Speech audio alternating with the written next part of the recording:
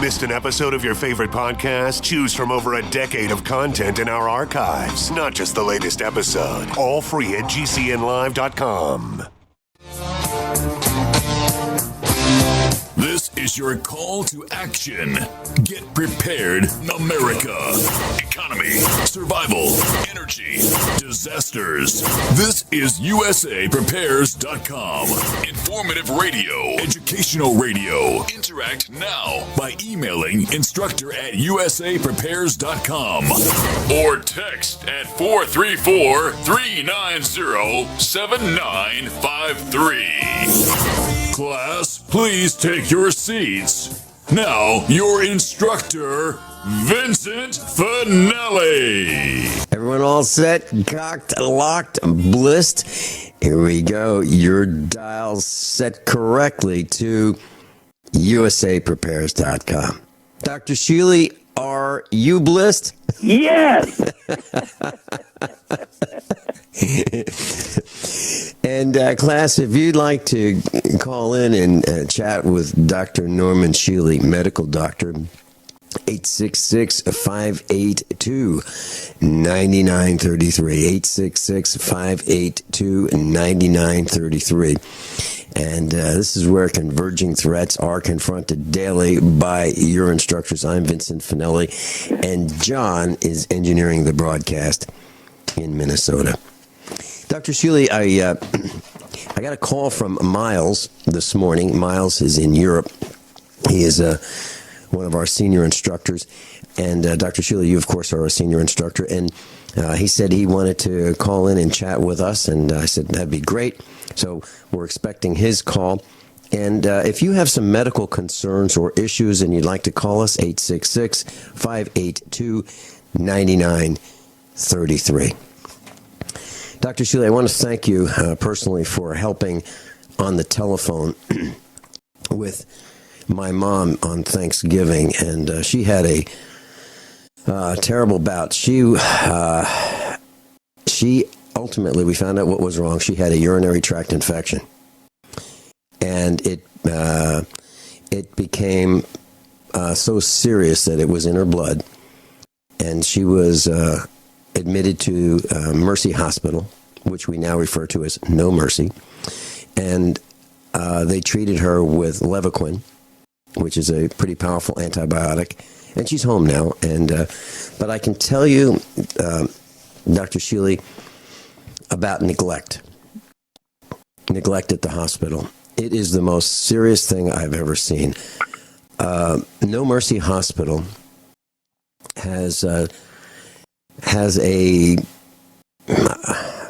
I don't even know what you call it. The way they staff the nurses and the aides, they work 12-hour shifts. And if you see the same nurse 2 days in a row, that's a miracle. And I don't like that. I like it when you see the same faces over and over again, because in my opinion, when you see the same nurse on Monday and on Tuesday and on Wednesday and on Thursday, that nurse may have 5 patients. And that nurse would say, whoa, I see a change since 20 minutes ago. Something's wrong. And they can act immediately. Or they can say, wow, there's a great positive change since yesterday. Things are working right. And they can report that to the doctor. But without the continuity of staff, there's no way. Wow, there's a helicopter flying over the farm. That's unusual. Without that continuity, that component of change in a person is missing. What do you think about that? You're asking for common sense. I am. And ethics. Mm-hmm. What planet are you living on? You are? Well, you expect merciless to have mercy? I started to relate the story about, and I didn't tell it exactly, but I mentioned that Mercy wanted to advertise on a radio station where you were broadcasting as a medical doctor. Now, we're talking about Mercy Hospital in Springfield, Missouri. Can you share that story, Dr. Shealy? Would you like to? Or it was still St. John's at that time. Mm-hmm. And one of my agreements with KWTO is that there would be nothing related to medicine or health advertised immediately before or during or immediately after my particular program. Mm-hmm. So one day, immediately, I'm talking about half a second before my program, there was an ad for their medical insurance program. So when it came on, I said, well, folks, I have to tell you, I cannot recommend St. John's Medical Hospital insurance program. I would suggest Cox is better.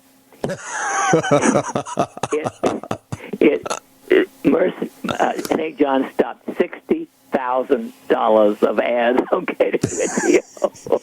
And there have been no more medical or health ads immediately around my program. Well, it's and it only took one advertisement showing up for you to do that? Wow. Okay. Well, I was accused of having a very short fuse. And when I was broadcasting on KWTO, I followed your broadcast. And by the way, that's how Dr. Shealy and I met. And so I said there was a coin company that was advertising. Well, here's what happened. The first day I was broadcasting, my very first day, I was in the studio, and there was a commercial for erectile dysfunction. First break. Be prepared. And I took my headphones off, and I was stomping around the studio like, who approved that? How did that commercial get on my show? And I was livid, absolutely livid. The engineer's looking at me like, what's with you? And so after the broadcast, I went into the front office and I said, hey, who approved this? What's going on? And they said, like, who are you? You just got here. Who are you to make these demands about what kind of commercials run on your broadcast? And so that was the last time that they ran that commercial. And then they had another commercial for a storage shed company.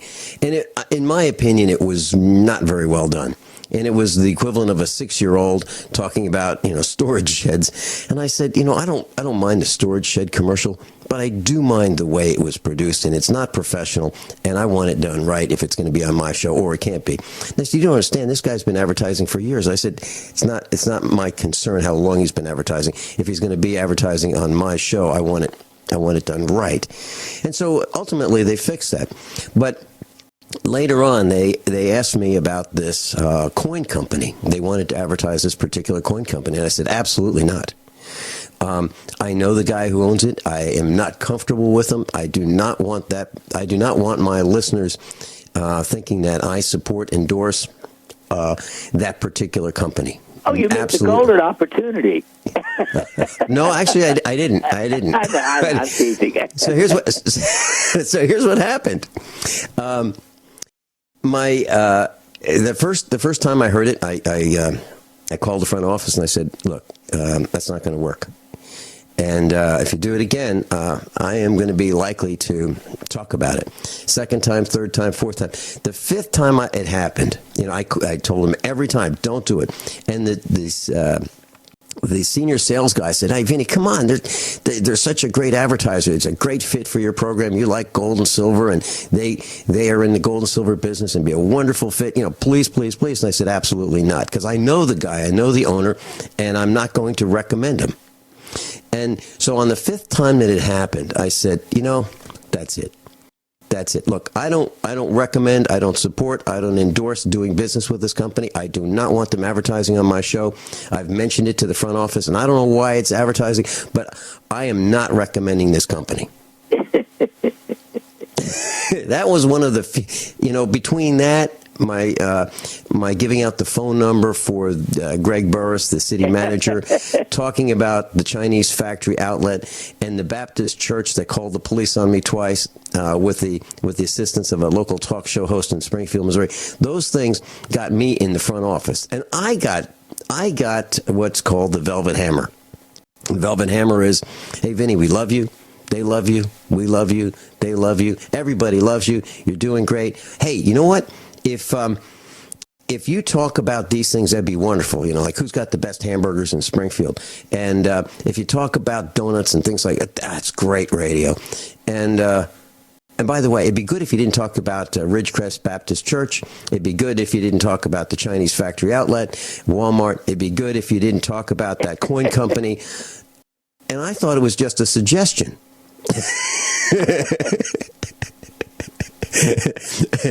And it was not a suggestion.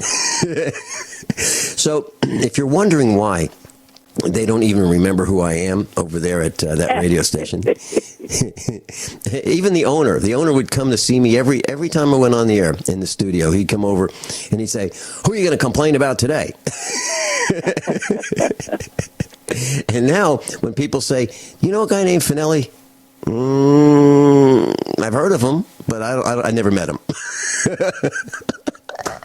That's the response. But anyway, I think that was why I am no longer broadcasting in Springfield, Missouri at that particular radio station. So I wanted to share that with you. Dr. Shealy, so Merciless Hospital or No Mercy Hospital, I have called the CEO's office. And I am unable to talk with the CEO. I'm unable to talk with the CFO. I'm unable to talk with the COO. The only people who will talk to me are what they call patient safety. And I figured out what patient safety is. Patient safety is the new name for risk management. Risk management is the name for the department that deals with customers that they think are outraged, have a gripe, and just may bring the hospital to court. Those are the patient safety people. And they're interested in extracting information from us who have been abused, or our family members have been abused, or our loved ones have been abused by the hospital, and they want to find out how much risk there is with this particular case, or this particular customer or patient. And those are the only people who will talk to me. And when I've called the hospital, Dr. Shealy, and I get transferred to them, they will not give their last names. They will only give their first names, and they say they're not allowed to give their last name. What kind of nonsense is that? They're running, they're hiding, they're afraid of their own patients or customers or family members. I wanted to share that with you. And we come back, we've got Greg in California. We'll take your call as soon as we come back. Class Dr. Shealy's with us, and he worked at the hospital, and they were so pleased with him that they published his obituary in 1960. Have you put that up on your website yet? I will do that, Dr. Shealy. Greg in California, you're on with Dr. Norman Shealy. Welcome. Pleasure to be talking to you two fellas. I hold you in high esteem. Well, thank you very much. How can we help you? I just wanted to confirm that everything you and John Statmuller were talking about yesterday about hospitals and their race to the bottom as far as money goes is true. I experienced it. I spent 35 years in one of those places. And I watched it turn into exactly what you're talking about. Well, let me share with Dr. Shealy and the rest of our class a little bit about what we're saying. Dr. Shealy, I was talking with John Statmuller, and you've met him. He's been at the house, he's been at the farm, he's been at the expos and the meetups. And Dr. Shealy, so John Statmuller and I were on the phone last week, and I said, I'm going to do a special broadcast about what I experienced with Mercy Hospital. Would you like to join me? And he said, well, Norm Shealy would be the guy. I said, well, yeah, I knew that. And Norm Shealy's going to be on the next day. And I said, we'll get the medical opinions, the next day. That'd be Wednesday. But Tuesday, let's talk about what happened. And so we did. And then at the end of the broadcast, we talked about mercy, and we talked about the lack of care and the lack of compassion, and how the staff is not paying attention. We just touched the tip of this iceberg. And at the end of the broadcast, at the end of the 2 hours, John Stadtmiller invited me to be on with him for another 2 hours on his radio show on his network, which we did. And I believe that's what you're talking about, Greg, right? That's correct, sir. And an iceberg it is. It could sink a fleet of Titanics. All right, let's talk about what you know. I've experienced these hospitals become basically giant corporations where they retain their name, like Mercy, like the one you went to, but they're really under a giant, bigger umbrella of another corporation, and they're just using that name because it's a familiar name. And well, I can tell you you're absolutely right, because as I read the back of this business card from Lacey Phillips, who is the nurse manager of 3D Medical at Mercy Hospital in Springfield, Missouri, the back of her business card is imprinted with these words: "As the Sisters of Mercy before us, we bring to life the healing ministry of Jesus through our compassionate care and exceptional service." I would consider that fraudulent advertising. Absolutely. Absolutely. And I hope that, I'm quite sure that their lawyers are listening, and I'm looking forward to them contacting us. Yeah, I'm looking forward to them contacting us, because whatever we do, I will expose it as we are doing it. Okay? I know. I had to laugh really hard when you mentioned you invited that nursing supervisor to come on, because there's no way she's going to come on your show. She won't even answer my calls. Exactly. No, I think that they have this system in place where if they see my phone number calling in, I'm serious. I think that if they see it, they say, "Oh, that's Finelli. Okay, transfer him to patient safety," which is risk management. Oh yeah, they do. Oh yeah, you're a marked man there. And so what have you seen? Well, actually, what is your role in? I was a hospital engineer. Okay, what does that mean?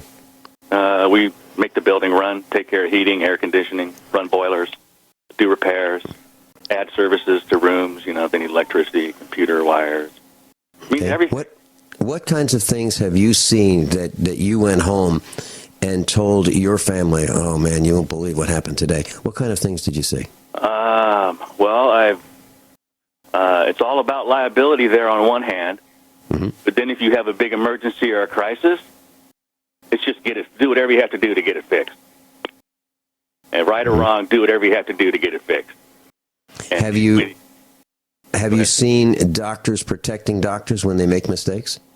Well, it's very compartmentalized in that area. You rarely know, being in my position. They only tell you just enough to do your job.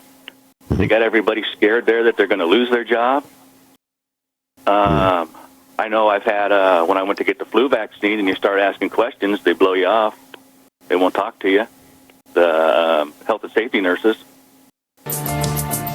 One of our health and safety, one of our instructors is an emergency room doctor, and he said that he's being forced to take a vaccine, and they're going to test him to make sure he took it. And if he doesn't take it, they will fire him as an emergency room medical doctor.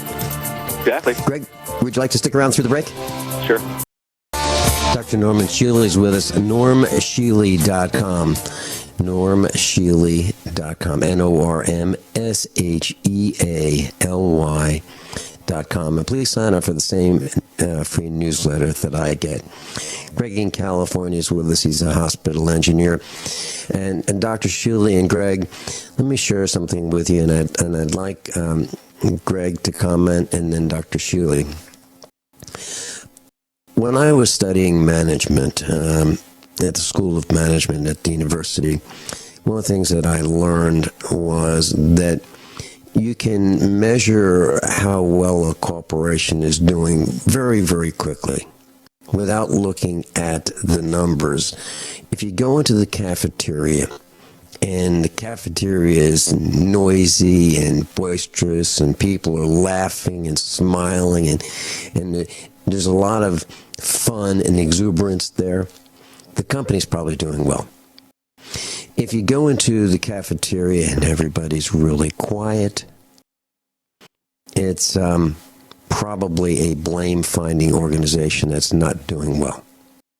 So my question for Greg and the reason I asked you to go first is, what have you seen over the years in the cafeteria relating to, not the patients, but the employees? Have you seen a change over the years in the happiness as exhibited by the noise in the cafeteria with the employees and the discussions that they have among each other, and the chatting in the elevators, those kinds of things, then and now? Have you seen a change? Well, of course I have. And one thing you have to keep in mind is that these hospitals, they're not like any other kind of corporate economic activity that you've been involved with. They're their own special breed. I mean, you can come and pay your money and expect satisfaction, but you might not get it, and as you might find out, there ain't much you can do about it. But yeah, I have. They also they want a climate of quietness. They don't want you to be boisterous and do what you were talking about. They'll actually come and talk to you and tell you to keep it down, because they want it to be quiet there so they can promote the healing environment. And well, I can understand. I can understand if the employees are in the same room as the patients, and a couple guys or gals or guys and gals are joking and laughing it up, and 3 tables over, there's someone who is going through the last stages of life, and so I can understand that. But I'm trying to differentiate that from those who you might be working with and having fun and kind of sharing some of your experiences at home on the weekend, something that you might have seen in the movies or television, or a book you've read, or something you've done, and just share some fun things. And that's what I've seen in decline in America over 3 decades. And I'm wondering if you've seen the same thing in your circles, not where you're forced not to. Well, yeah, because these corporations have been reorganized so many times. You're probably not going to find someone like me who worked 35 years in one place. Everyone's floating around, trying to get the best deal they can, the most money they can for their time. A lot of these nurses are contract nurses who have no loyalty to the hospital. Their only loyalty is to their pocketbook, and they travel around from place to place. That's a real problem. Dr. Shealy, what are your thoughts? Well, as you know, I sort of gave up on hospitals over 40 years ago. Yes. In fact, interestingly, yesterday, our farm foreman called his wife, who also manages our business, and said he was going into town and he saw an ambulance coming this way with no lights on and wanted to be sure I was okay. And I said, he need not worry. If I get to the stage where I can't take care of myself, I don't want to go to a hospital. I'd rather recycle. Dr. Shealy, I believe that there are a few ways that you can accelerate one's death. One is to join the military and become a target.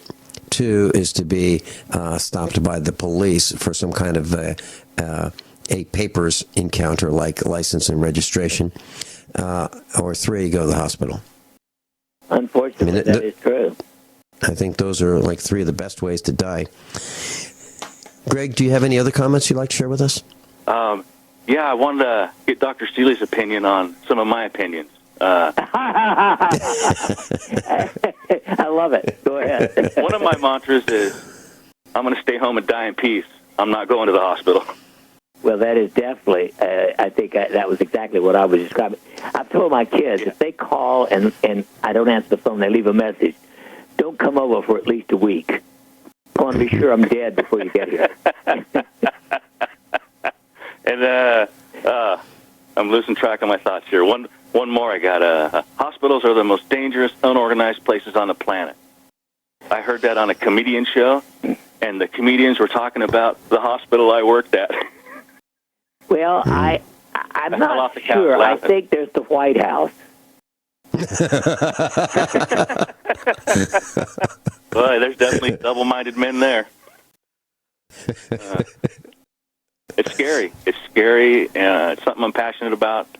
I get told to shut up every time I start talking about things. I admire you fellas. At least you're willing to talk about stuff. Greg, thank you for so much for calling in today. All right, I could talk more, but I don't want to take up all your time. Hey, Greg, you're right on. Thanks for calling. Feel free to call in anytime. I've never called anybody before. Never felt anybody was worthy of calling. Wow. In my search for the truth, we're flattered. Well, you should be, because it's man, we're just outnumbered and overwhelmed. Mm-hmm. I don't know what I'm like you. I don't know what happened. It's like you woke up on another planet. Well, Greg, let me share this with you and Dr. Shealy. I was on the tractor this morning, and what I do before the broadcast is I feed the cows a couple thousand pounds of hay, literally 2,000 pounds of hay before the broadcast, and I feed them again after the broadcast. And so I'm on the tractors every day, and this morning I was thinking how bad it's going to be. Yes, we're outnumbered, but there's a silver lining in this dark cloud of all these people who are doing all these bad things to us. They can't possibly survive what's coming because they are fully dependent on the system. There's no way that they can all survive. So it's kind of a self-limiting thing. These guys who are doing all these things to us, they won't be around. They can't be around because without electricity, they're going to die. Yeah. You raised a very, very interesting question that came in one of Joey's emails this morning. Mm-hmm. About flushing the toilet in a situation like that. If you've got no water coming into your house, how are you going to take care of just that simple waste product? Right. That's a real problem, and that came to mind as well. I was looking at the internet, and there was a post about this Cold War era bunker that this guy uncovered in his backyard. And yes, he had an air tube to allow air to exit, and it didn't show the whole bunker. But a real problem is, everybody's got to pee and everybody's got to poo. Well, what do you do in that situation in that bunker? Are you in there for 20 minutes? I don't think so. Are you in there for a day? I don't think so. If it's a radiological problem, you might be in there for a couple of weeks. Well, are we going to use plastic bags? That's going to be a huge problem.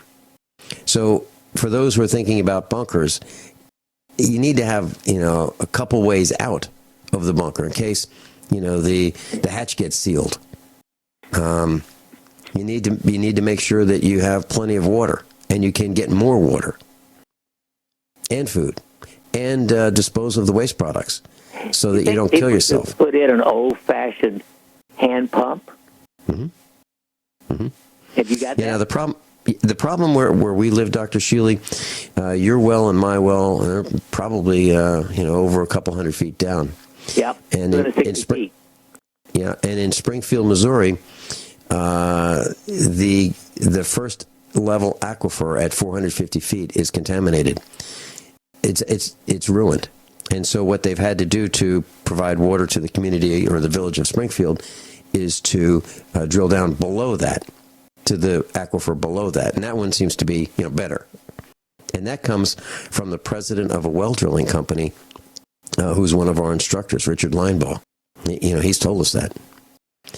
So, if you think that you can just dig a hole or drill a hole or bore a hole and stick a pump in there, you may be poisoning yourself slowly or quickly.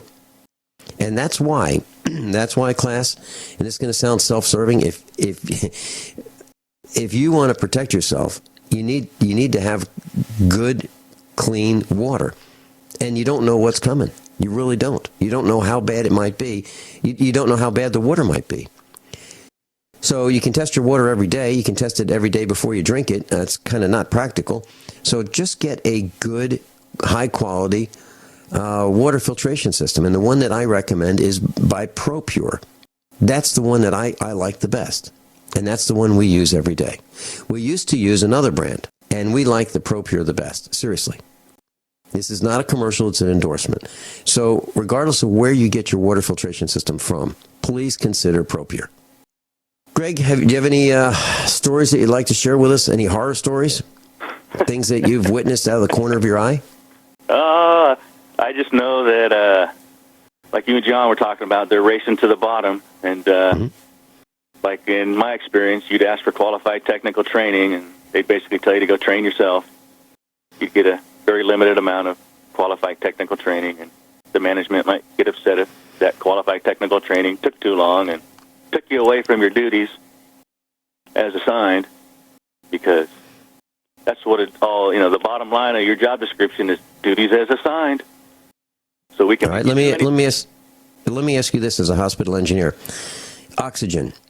Have you ever noticed in all the years you've been there that there was a time when oxygen supplies were dangerously low? No, we monitored that and we made sure it was full. Okay. Have you ever seen a situation where the power went out and it was dangerous for some of the patients? All that. Every time the generator went on, yeah.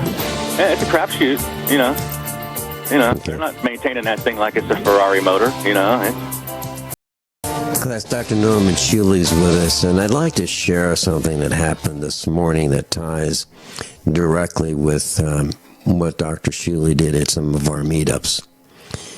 Dr. Shealy offered his medical expertise at several of our meetups, and he offered a free blood pressure clinic and medical test.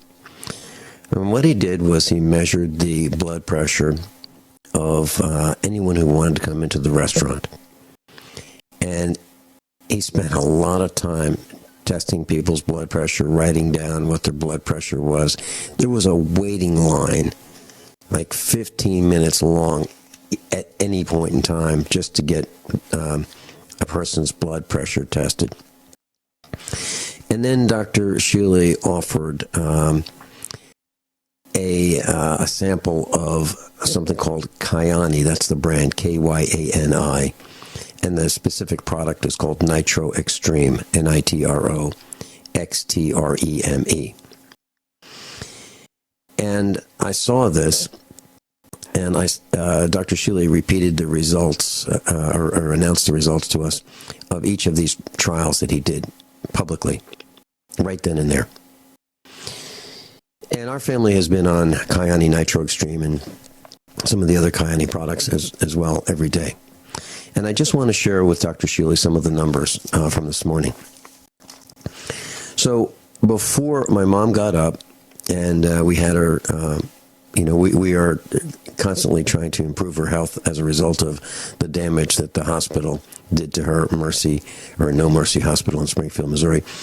And her blood pressure this morning after she got up and sat down and was 164/84. We gave her a glass of water and 3 half droppers of Kyani Nitro Extreme, and we tested her blood pressure 15 minutes later, which is about the time that Dr. Shealy was interested in seeing the results of 15 to 30 minutes after Kyani Nitro Extreme.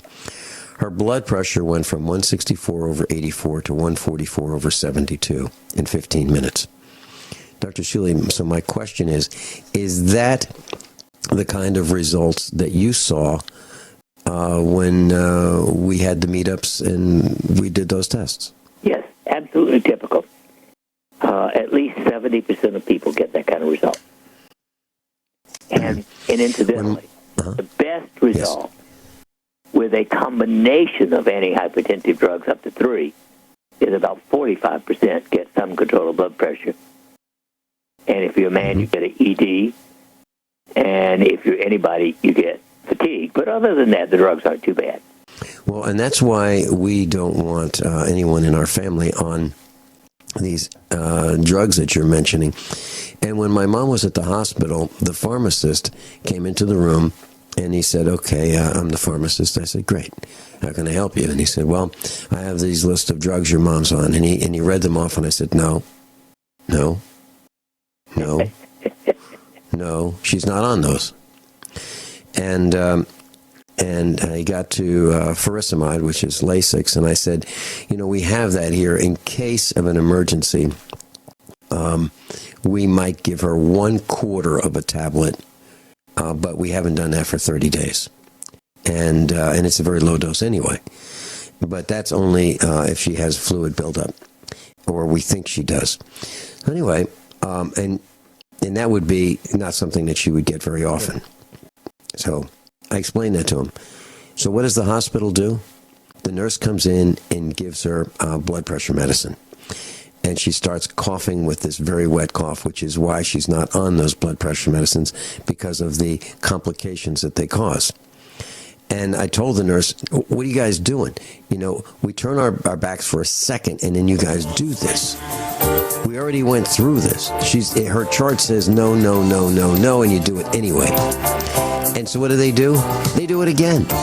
Dr. Shealy, they're not paying attention. And I explained Kyani Nitro Extreme. No one has heard of it. No one's heard of it. No nurses, no doctors, nobody's heard of it. And I said, just watch what happens. And I showed them. But they don't pay attention. We'll be right back. Everyone all set? Yeah? Cocked? Locked? Here we go. Hour number 2 of EUSAPrepares.com. We're delighted you're here with us today. And let me give you out a phone number in case you decide to call us. 866-582-9933. 866-582-9933. And if you'd like to take us with you as you travel or listen 24/7, the listen line, 605-477-3249. Today, part 6 of extreme tax deductions. Business use of the home, potential business expenses, tax deductions. And class, all of the statements that I make are based on life experiences. What others have experienced firsthand, they contain my opinions. Proceed at your own risk. Don't believe anything that I say. Do your own research. Consider this particular class and the 5 that preceded it on tax deductions, starting your own business. Consider it as entertainment. Do not do any of the things that we discuss in this class if you are not willing to defend yourself. Okay? I'm delighted to be broadcasting with Marty Barrett. Marty Barrett is a college instructor. She's been teaching for decades in the hard sciences. Welcome, Marty Barrett. Hey, I figured we forgot a big segment of my taxes. I'm from one of those states that pay tons of taxes on my property. And I think that's maybe a big place where I could save some money. Can you tell me a little bit about it? Mm-hmm. Are you talking about the challenge that I had with the assessor's office in our county? Is that what you're talking about? And how that worked out and as, how I as could a... do that. Okay. All right. Well, Marty, here's what I did. We've been at this particular farm location for 12 years. And our taxes have gone up and up and up. And I just happened to see the document come in the mail. Mrs. Finelli showed it to me. And it's titled the 2017 Notice of Change in Valuation of Real Property. And it locates the parcel number, the location, Mrs. Finelli's name, my name. And in Missouri, it's defined as a section, township, and range. So with those numbers, you can figure out exactly where the land is. And it delineates the 2016 year, and then the residential portion of the assessment, how much money they valued the residential portion of our property, and then there's the agricultural. And if we had commercial use of it and maybe commercial buildings, that'd be in there too. So what it is 2016, the residential plus the agricultural, and then that equals the total assessment. Then they put on the same document 2017, the residential amount, the agricultural amount, and the total. And then below that, they do a subtraction or an addition, and it tells you the change. And ours went up. Okay, it went up. The assessment went up $480. And so, Such a random number. Well, it was probably it's to appear scientific.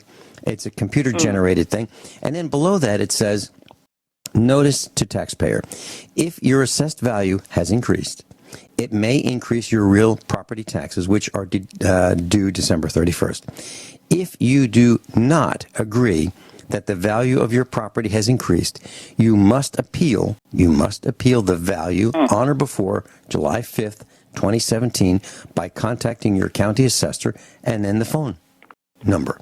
Okay? So that's what it says.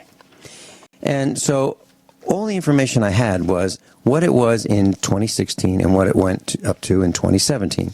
And the difference was $480 in value. Now, that's not the tax amount. That's just what they value it at. And then they have a multiplier.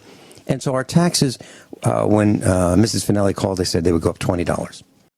And it's like, what's the big deal? Why would you even contest this for $20? Well, I did.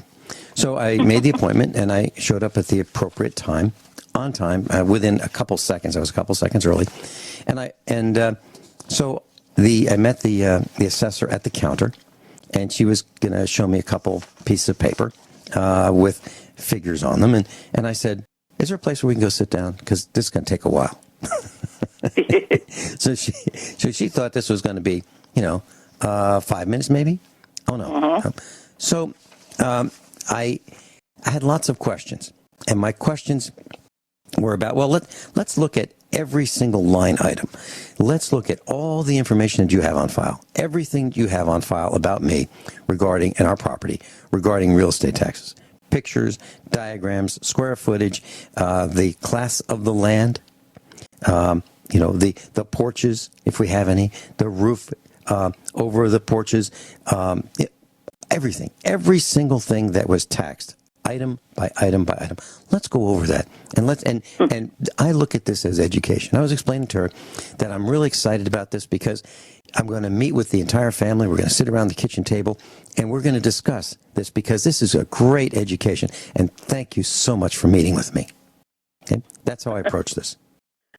Now, did you dress poorly to impress them that you don't have any money?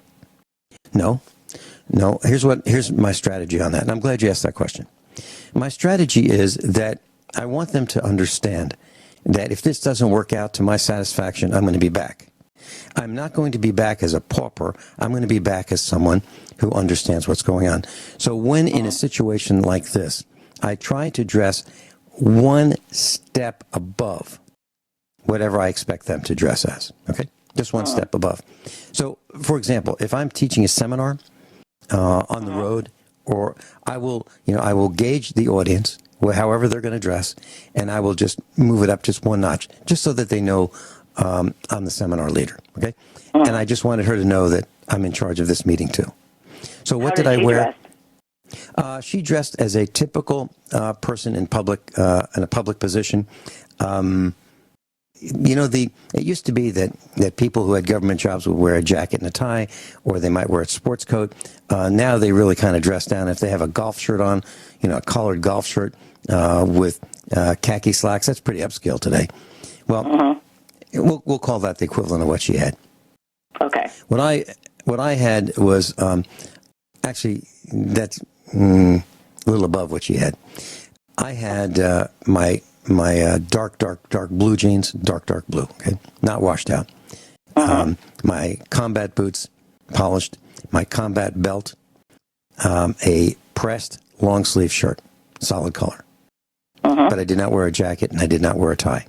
When I speak, I will wear the same thing, except I'll wear a white shirt, long sleeve, broadcloth, ironed white with a tie, and a blue blazer. That's what I wear. Same thing, same kind of jeans, same combat belt, same combat boots, but white shirt, long sleeves, and tie. Okay, so that's how I dress.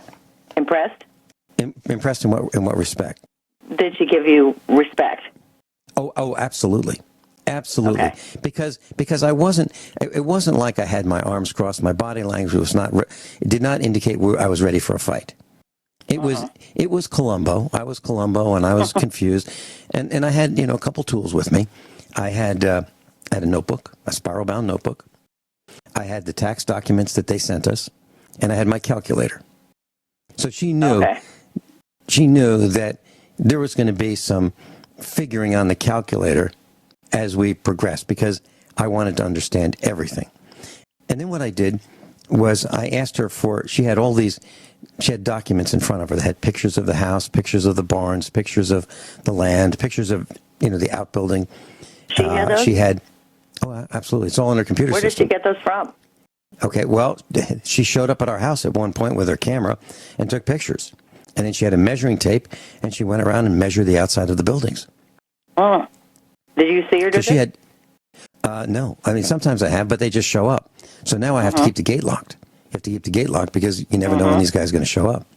Right. Usually they show up in January. So we'll keep the gate locked in January. But that's what they do. So she had all these pictures, and so I kept referring to that, and I kept wanting to write on her pictures and her with my pen and pencil, which was a problem because those were the official documents, which caused her to say, "Would you like a copy of that?" "Oh, thank you so much. That would be great. I'd love to have a copy." So now I have copies of whatever they have records of. So I have a total file. I have the entire dossier, I believe, or almost the entire dossier on what they have on us. So I have all kinds of handwritten notes, and I asked her to update them, and I asked about everything. Now, in our case, they go by the square footage of the house, and they go by the construction. And I've mentioned on the air that we live in Tornado Alley, and because of that, I wanted a house that could sustain a strong wind. And so we built the house out of heavier timbers than normally done, and we built the siding is stone, and 220 tons of stone. So our house is classified the same as a brick house, and brick is classified as a more expensive cost of building than, let's say, clapboard or cedar shakes or vinyl. So there was an uptick on there. So I asked, okay, what about, how did you classify the house? How many square feet? The roof pitch, does that make a difference? We have a very steep roof pitch. That did not make a difference. The type of shingles, for example, if it were a steel roof, it'd be a different value than composition shingles like most people have. We have composition. And so I asked all those questions. If we had fireplaces, it would probably increase the value of our house. We do not, in terms of a masonry fireplace. I didn't want one because of the fire hazard. And it costs more for fire insurance. I'd rather have an outdoor wood furnace. We talked about the type of heating, okay? And I asked questions about, how do you value an outdoor wood furnace for the main heating system versus, propane or a heat pump or that kind of thing. So all these questions went into the final figures, and I asked, and I only ask questions that I know the answers to. And I guide the discussion to where I want it to go. Okay, I'm in charge. Yeah. I'm in charge of this meeting. I see that. It does not necessarily appear to be. I want the other person to feel they're in charge. When I arrived, I knew that the tax assessor was really in a rush, and she said, yeah, just so busy. I've got so many things I have to do. And I said, well, take your time. I cleared my schedule for the rest of the day. Now, that's exactly the opposite of what she wanted to hear, right? She's in a big hurry. She's trying to get. Yeah, she's in a hurry, and I got all day. They're mutually exclusive, right? So now she realizes that this is going to be a problem because I'm not leaving, and it's not like the meeting is scheduled for 5 minutes, 10 minutes. It's open-ended. I just show up until we're done. So did you have an assigned meeting time? I had an assigned meeting time, yes. Okay. But yes, I had an appointment time, but not an appointment duration. So it wasn't like 2 o'clock to 2:30. It was 2 o'clock. That kind of thing. So I just showed up. 2 a.m. as far as you're concerned. Till we're done. Well, to me, I've got all day. And I let her know. I said, "This is great. I love it. I'm ready for as long as this takes. Thank you so much. This is a wonderful experience. I'm really looking. This is wonderful. I'm enjoying it." Okay, that's how I approached it. Do you have another question for me, or do you want me to continue? Well, how long were you there ultimately? Well, over an hour, close to 2. Okay. So 2 hours with the the chief of the department. She is the tax assessor. She is the boss. Everybody else reports to her. Okay. So I was tying up the boss this time. Now normally, getting a meeting with the boss for half hours is over the top, right? How do you do that? Right. Well, right. So, and I do it just by asking questions. And by asking so many questions, the other person is off guard because they just don't get a chance to, resume composure. It's not like I beat them up. Justify everything they're saying. Correct. They have to justify everything they say because each question I ask has 3 or 4 more follow-up questions. Mm-hmm. Mm-hmm. Now, so then within a couple minutes, because it got raised, could you do this even if you just want to investigate it? Absolutely. And it didn't go up? Absolutely. I would want to know, where is the justification for this? And I'd like to, in my case, there are not comparables. What that means is I don't live in a neighborhood that has the fourth house over on the other side of the street is similar, except maybe the porch is different. It's not like that. There are no properties that are exactly like ours, not even close. The slope of the land is different, the acreage is different, the style of the house, the construction of the house, the square footage of the house, the location of the wells, the depth of the wells, the length of the driveway. Everything's different here. Okay, there's no cookie cutter approach to where we live. So I couldn't bring with me comparables of neighbors. Now, if I did live in a development or a neighborhood that had some similar properties, not identical, but maybe similar, I would talk to the neighbors. I would be friendly with the neighbors and say, hey, listen, I'm going to challenge my taxes. Here's what I have. Would you be willing to share information with me, and I'll share it with you, and maybe we can both get our taxes lowered, or maybe get 3 families together, or have them over for lunch, or the weekend, or a cookout, and say, hey, just bring up that I'm going to be doing this. And then, because typically what happens in the corporate world and in job world, people do not share salaries. The companies try to say, well, you never tell your salary. Don't do that. It's like against the law or something. No, it's not against the law. What they don't want the employees to know what others are making, because then you can all ask for raises. That's what that's all about. Okay? So what I would do is cooperate with the neighbors. I would say, well, here's what mine are. I don't mind showing you. It's like it's a deep, dark secret. No, it's not. It's actually public information. If they wanted to look it up, they could. So the answer is to ask a lot of questions, but make sure you know going in. Look at your building plans. Look at the square footage of your house. Know those measurements, or have notes about how large your house is, how big the rooms are, that kind of thing. And then how about the builder's plans? Would that be a good thing to bring? Absolutely. Okay. If you wanted to, but I would do it in note form. I'd have that with me, but I wouldn't offer that. I wouldn't say, let's spread this out and look at it. I would only do that if I knew that I were right, and I wanted to challenge them. Say, well, here's the plans. And what I did, in our house, they wanted to measure it. I said, well, here's the plans. But what I did was I photocopied the plans, reduced the plans, and took out everything on the inside. I only gave them outside dimensions. That's all I would give them. So we used my measurements, not their measurements, my measurements, because I know mine are right. And Marty, I wanted to let you know that, you may wonder, is anybody paying attention to what we're saying? Well, I just checked TalkStream Live, TalkStreamLive.com. And it shows all the major broadcasts in the United States, and of about 100 different broadcasts that are running right now, we're number 21. So are people paying attention? Yeah, they're paying attention. And here's something interesting. So I mentioned at the beginning of the broadcast that you can appeal the valuation. Well, I don't look at it that way. I'm not going to appeal it. I want them to prove to me that they got it right. So I'm looking at it. You challenged everything where you said your building was not brick. It was wood with stone over the top? Yeah. Did you challenge that they shouldn't count you as brick? I did, but see, here's the difference there. Now, brick is the highest valuation that they go. Stone is even more expensive than brick. And it's not because the stone costs more. The stone actually costs less.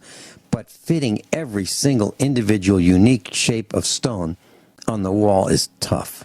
Okay, it took 18 months just to get the stone on the side of the house. 18 months. Wow. So it was a huge job.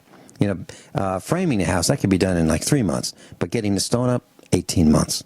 So that's. I asked that question. You're absolutely right. I challenge every single thing, but not with my arms crossed, not looking for a fight. Just I need to understand. Help me understand. Okay. So that's the whole purpose of how this works. And if you ask all these questions politely, it really works, because then they have to prove it. And then pretty soon they start saying, you know what, now let's look at this. Maybe I can save you some time, which really means maybe I can save me some time. And here's something I might have made a mistake on. Okay. And that's what happened. So the question that you're probably wondering is, what's the result, right? What's the result of all this? Oh, yeah. Okay. Our tax evaluation was lowered. How much? Well, I don't really want to say that, but it was lowered enough so that it made it worth going to do. And also, I verified that every single acre, and there's over a couple hundred acres on this farm, so every single acre, I looked at the satellite map as to how the valuation was made. For example, there are different grades of land or classifications of land. So if it's real rocky and you've got boulders on it, you can't really plow it. You can't really plant on it because you have boulders there. If it's less rocky and you still can't plow it, it's worth more, but not as much as bottom land. Bottom land would be flat land that has flooded, over the thousands of years and has the silt in it and is the best land possible. Okay, that would be the highest valued land. So I wanted to know, acre by acre, over a couple hundred acres, how every single acre on the property was valued. Now, how do I know what it should be? I live here. I've been all over the farm. Right. I know it's woods. Okay, so I'm looking at the satellite map, and we're clicking the mouse, increment by increment, looking at just acre at a time. And I want to know, and I want to make sure it's right. Now, yes, they did have that right. They really did. But where they did not have it right was the value of the buildings. Now they assumed that somebody else built the buildings. Well, they didn't. I did. So they said, well, here's how much it's worth. And I said, but that's not how much it cost, because I built it. It cost way less than that. Way less. So they had to reduce the value of the buildings because I built them. Okay. Now they may make assumptions. They may assume that because of the kind of a house someone may live in that has granite countertops in the kitchen and fancy chandeliers and fancy wiring and all that. And I challenged that, and I said, no, we don't have any of that. We don't have any of that. And they had that right too. They had just average plumbing, average electrical. Now, how do they know that? So, well, they're going to have to take my word. I'm not. Well, they just assumed that, which was nice of them. But I'm not going to let them inside. They're not getting pictures of the inside of my house. What would happen if they looked in your house? I'd throw them out. They have no business looking in my house. Would they start looking around, this looks pretty nice? You mean looking in the windows? No, I mean, what would happen if you did let them in? I wouldn't. They'd be interested. Well, people are curious, right? Well, it's none of their business. It's none of their business. They can only go by the square footage in the exterior. They are not privy to the inside of my house. That's my house. They don't even know how many bedrooms you have. No. They've asked, and we've told them. They want to know the number of bedrooms and bathrooms. And that's okay. That's okay. But I'm not going to tell them exactly where they are. I'm not going to give them a map if they want to bash my door down. The cops or the sheriff wants to come in, and I'm not going to give them a map where everything is. He's going to have to find that out. The minute I find out he's coming in, we're going to learn together how this works. It'll be terrible. But I'm not giving him a map of my house. Okay. So do you now, have? How often would you say this should be done? Well, this challenge. In my case, whenever there's a change, I would challenge it. Now they may say, well, the value of the land has gone up. Okay, they may say, well, per acre, the county's done this to everybody, and that's going to be a tough nut to crack. I can't challenge that if it's applied to everybody. But if they say your residence went up, I'm going to say why. Your outbuildings went up. Why? We didn't make any changes. What caused that to happen? Do they specify whether it's an overall increase or whether it's just residential? Okay, here's how it's done. They have a number for residential and a number for agricultural, 2 numbers. And they add them together, and that's the total assessment. So they change. So I want to know why they change. Now, it could be a phone call. I could say, why did the agricultural number go up? Well, everybody's did because we changed the value of an acre of land. It's worth more now, or it's worth less. Actually, in our case, the value of the land went down. Not much, less than, a 0.1%, but it did go down. But the residential value went up, and I wanted to know why. Okay. The bottom line is forever, I saved money, okay? So from now on, unless they make a mistake, our real estate valuation is lower than it was before I went there. Should everybody challenge their property taxes? Absolutely. Absolutely. But you need to have some information going in. You need to know the size of your house. You just can't go in and you're going to get one shot at this. So Right. make sure that if you do it, you have enough information to go in. And in your case, I'd go in with my husband. Talk about it ahead of time. Expect that, this is a meeting where you're it's like going to court almost, where you're going to defend your position. But actually, you're going to do it by asking questions. How does this work? And in a non-confrontational way. Correct. But you've got all day. You have all day. Well, I mean, they may say, I'm sorry, I've got another appointment at 2:30. And you say, wow, that's too bad. I guess they'll have to wait. Questions. They'll just have to wait, right? Because I'm here now. It's like when, all over. Well, yeah, it's like calling the CEO of a corporation. And, I'll call the CEO of a corporation, and they'll say, I'm sorry, he's in a meeting. And I'll say, well, that's okay. I'll wait while you get him out. Do they? Yes, they do. It depends. It depends. They don't always do that. Sometimes they think, that guy's got some sense of humor. He's the CEO, and it's just some guy calling. But, sometimes they realize that maybe it's really important. That's why I'm willing to wait. But nobody says that, right? Nobody says, I'm willing to wait. Why you get him out? Mm-hmm. Yep. Do you make a habit of calling the CEOs of companies? Only if I need to. Now, advertisers on this broadcast, when I hear a new advertiser, I will call them up. And I'll say, hey, thank you so much for advertising. I'd love to speak with the CEO. And then I'll introduce myself. And then I'll let them explain to me who they are, what they do, why they do it. And I want to know why they should advertise on the show. I don't get anything for it. I don't get compensated for it. But I want to make sure that if they're advertising, that it's a product that relates and a service that relates and a value that relates to our mission. Otherwise, they can't do it.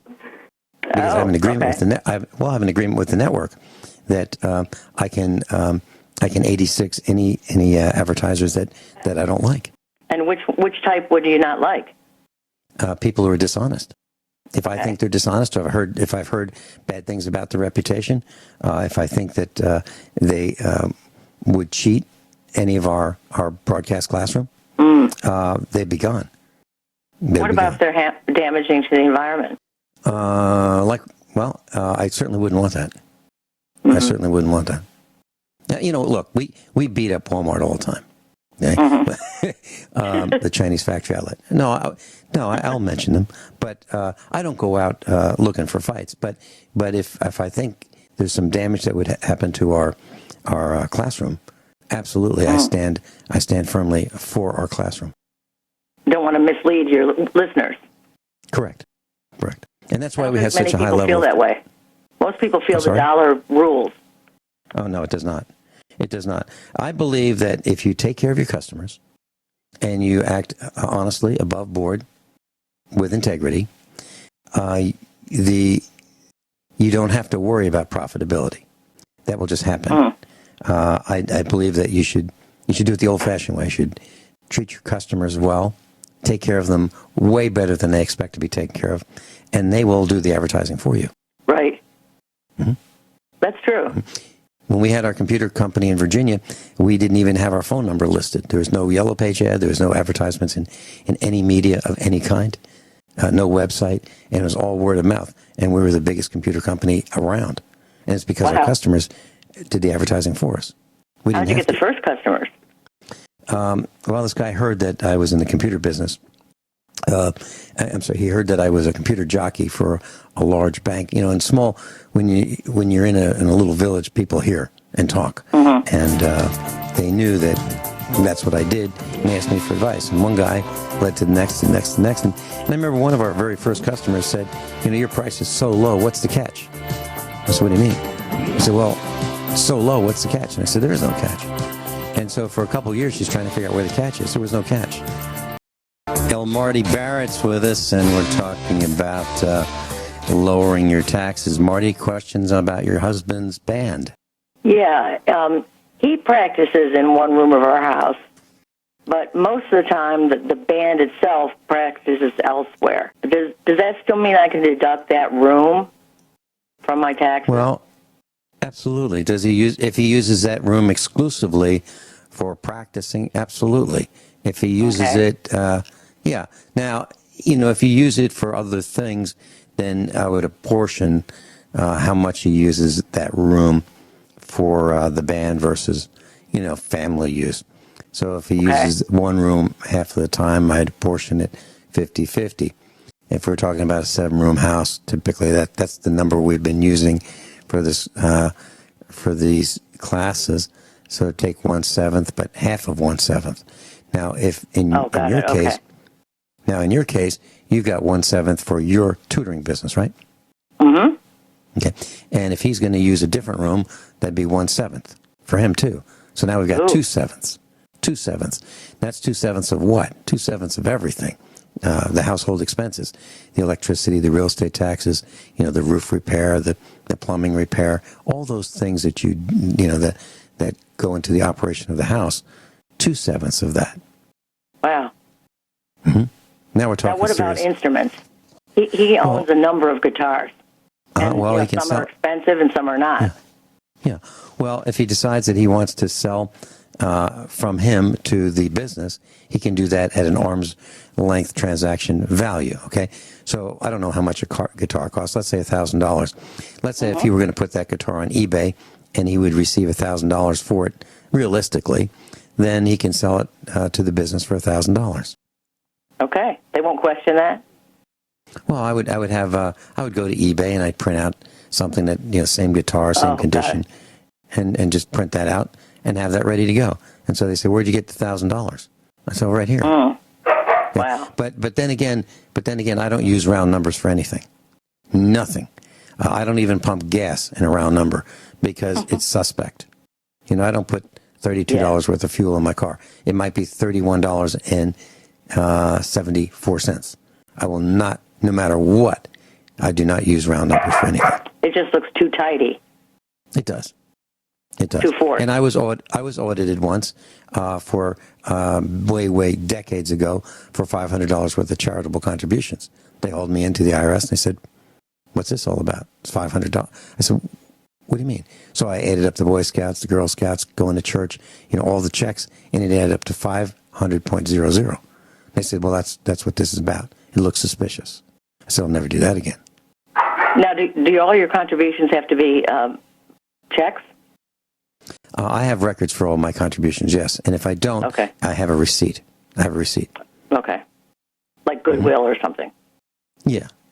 Okay. Yeah. But I'd rather do something other than Goodwill. I don't like Goodwill. I'll tell you why. I mean, what kind of a business?